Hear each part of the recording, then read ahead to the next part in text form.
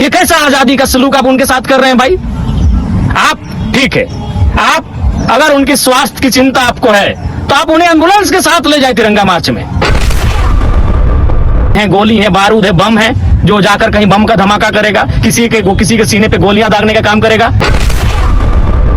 15 अगस्त की आजादी हम मना रहे हैं, जहां भूख हड़ताल पर बैठना गुनाह है, जहां सत्याग्रह पर बैठना गुनाह है। अरे भाई, कोई बंदी होता, कोई हिंसक उग्र आंदोलन होता, आप डिटेन कर लेते।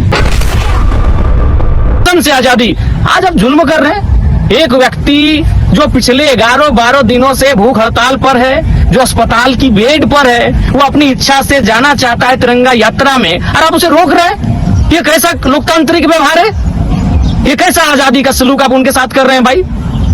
आप ठीक है, आप अगर उनके स्वास्थ्य की चिंता आपको है तो आप उन्हें एम्बुलेंस के साथ ले जाए तिरंगा मार्च में, आप फिर उन्हें वापस अस्पताल ले आए। लेकिन वो व्यक्ति स्वयं कह रहा है, अरे भाई, भूख हड़ताल करना तो अपराध नहीं है क्या? उसके हाथ में लाठियां हैं, डंडे हैं, गोली है, बारूद है, बम है, जो जाकर कहीं बम का धमाका करेगा, किसी के सीने पे गोलियां दागने का काम करेगा। वो एक भूख हड़ताल पर बैठा नौजवान है, जिसने भूख हड़ताल के माध्यम से इस राज्य के नौजवानों के लिए उस क्रांति जो हो रही, उस क्रांति में अपनी सहयोग देने का काम किया है। और जिस प्रकार से रांची पुलिस उनको हॉस्पिटल से बाहर आने नहीं दे रही है, मैं माननीय मुख्यमंत्री महोदय से स्पष्ट कहूंगा, ये कैसा स्वतंत्रता दिवस है आज?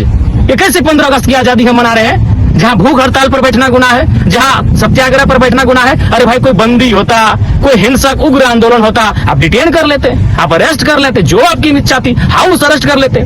लेकिन एक भूख हड़ताल पर, जो 12-13 दिनों से भूख हड़ताल पर बैठा शख्स है, उसको आप जबरदस्ती हॉस्पिटल में, जिस प्रकार की वीडियो फुटेज सामने आ रहे हैं, हॉस्पिटल में बंद कर रहे हैं, उसे घेर कर रख रहे हैं। ये कतई उचित नहीं है। ये ना लोकतांत्रिक मूल्य है, ना ये हमारी स्वतंत्रता का अनुभव है। ये हमारी लोकतांत्रिक और स्वतंत्रता दोनों ही मूल्यों पर प्रहार कर रही है। मैं रांची जिला प्रशासन को स्पष्ट कहना चाहूंगा, ये व्यवहार उचित नहीं है। आपका ये व्यवहार इस आंदोलन को उग्र बनाएगा।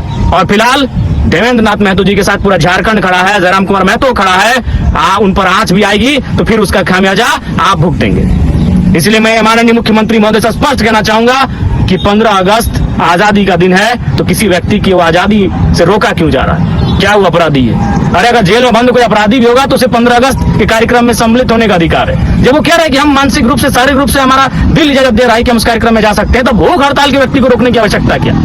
इतनी तो कमजोर, इतनी तो डरपोक सरकार नहीं होनी चाहिए, इतना तो डरपोक और कमजोर जिला प्रशासन को नहीं होना चाहिए। इतने भयभीत क्यों हैं आप कि भूख हड़ताल बैठा व्यक्ति को अब जाने की अनुमति नहीं दे रहे हैं? कहीं ना कहीं इसमें साजिश की बदबू आ रही है, और उस साजिश की बदबू से पूरे राज्य के नौजवान पर्दाफाश करेंगे आपका।